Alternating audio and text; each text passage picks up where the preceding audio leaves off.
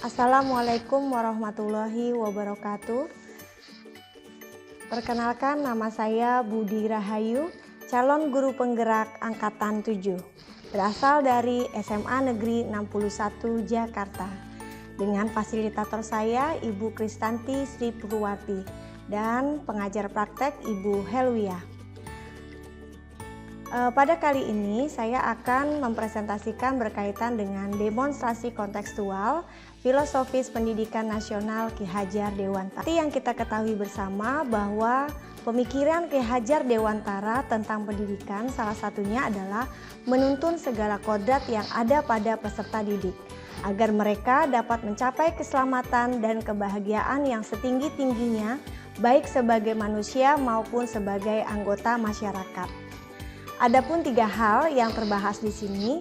Yang pertama adalah ide atau gagasan sesuai dengan pemikiran Ki Hajar Dewantara. Yang kedua, implementasi pemikiran Ki Hajar Dewantara sesuai dengan konteks kelas dan sekolah. Dan yang ketiga, tantangan dan solusi dari penerapan pemikiran Ki Hajar Dewantara. Jadi 3 poin inilah yang akan dikupas pada saat demonstrasi kontekstual kali ini. Berkaitan yang pertama yaitu mengenai ide dan gagasan sesuai dengan pemikiran Ki Hajar Dewantara. Di sini saya mengasumsikan ada 4 hal.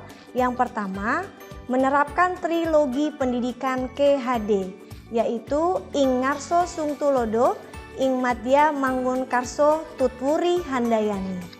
Yang kedua, pembelajaran itu berpusat pada peserta didik. Yang ketiga, menghargai setiap karakteristik potensi belajar peserta didik. Dan yang terakhir, yang keempat, menuntun peserta didik sesuai dengan kodrat alam dan kodrat zaman. Kemudian saya akan paparkan satu persatu.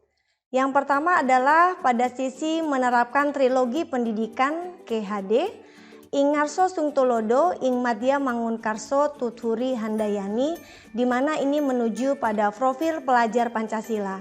Di sini saya mencantumkan ada beberapa hal.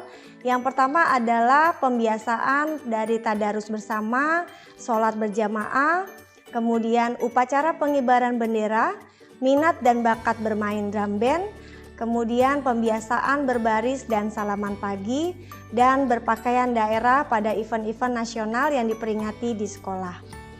Dengan aktivitas yang tercantum pada hal ini, maka upaya di dalam menerapkan trilogi pendidikan KHD bisa berlangsung secara berkelanjutan sehingga mampu menciptakan profil pelajar Pancasila yang diharapkan pada kurikulum Merdeka. Kemudian yang kedua yaitu pembelajaran berpusat pada peserta didik. Di sini kita bisa lihat bahwa peserta didik bisa belajar berkomunikasi dan bekerja secara berkelompok. Mereka bisa berlatih diri untuk percaya diri mengkomunikasikan hal analisisnya.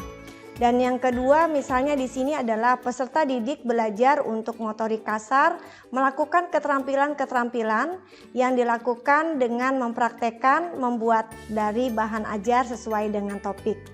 Dan selanjutnya di sini peserta didik juga belajar melakukan eksperimen. Kemudian adalah poin yang ketiga dan keempat, menghargai setiap karakteristik potensi belajar peserta didik. Dari peserta dalam satu kelas 36 tentunya memiliki potensi yang berbeda-beda.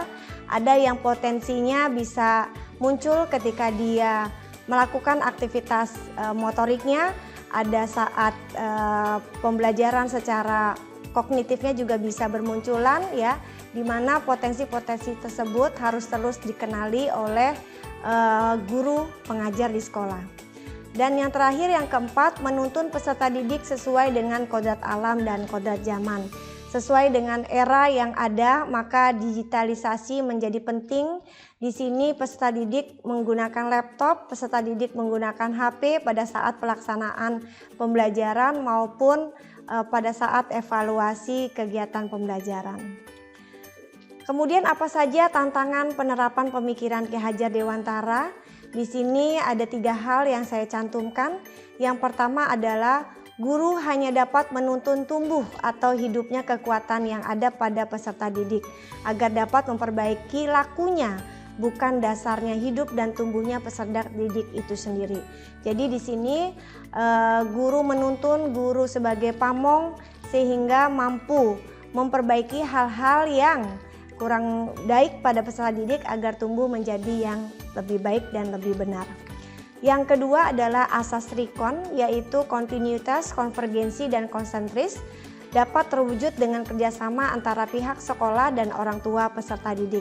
Ini menjadi sebuah tantangan karena dengan kontinuitas itu berlangsung secara terus-menerus, maka akan menjadi konsentris, artinya teraplikasi di dalam keseharian dengan berbagai latar belakang yang berbeda.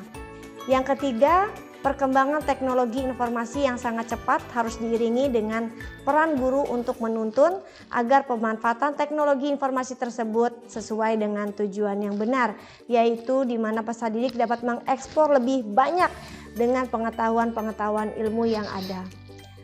Dengan tantangan-tantangan ini maka sudah seyogyanya ada solusi yang bisa diterapkan. Maka di sini ada 3 yang dimunculkan. Yang pertama adalah guru dengan orang tua peserta didik harus saling bersinergi sehingga terwujud proses menuntun yang baik. Dengan apa? Bisa melalui dengan berbagai rapat koordinasi berkala yang diselenggarakan oleh sekolah, baik peserta didik, orang tuanya, dengan guru BK ataupun dengan guru mata pelajaran terkait. Yang kedua, pelaksanaan pada proses pembelajaran harus selalu mengacu pada kebutuhan peserta didik. Ini dapat dipantau ya melalui supervisi berkala yang kita lakukan di sekolah. Dan yang ketiga adalah pemanfaatan digital untuk proses pembelajaran. Misalnya guru mampu ya menggunakan LCD, modul elektronik, games edukatif, dan variasi asesmen menggunakan berbagai ya aplikasi pendukung lainnya. Seperti di sini saya sebutkan ada Moodle, Nearpod, Google Classroom, dan lain sebagainya yang tentunya ini sudah familiar digunakan pada era anak saat ini. Demikian yang dapat saya sampaikan berkaitan dengan demonstrasi kontekstual pada modul 1.1 filosofis pemikiran Ki Hajar Dewakantara. Terima kasih. Assalamualaikum warahmatullahi wabarakatuh.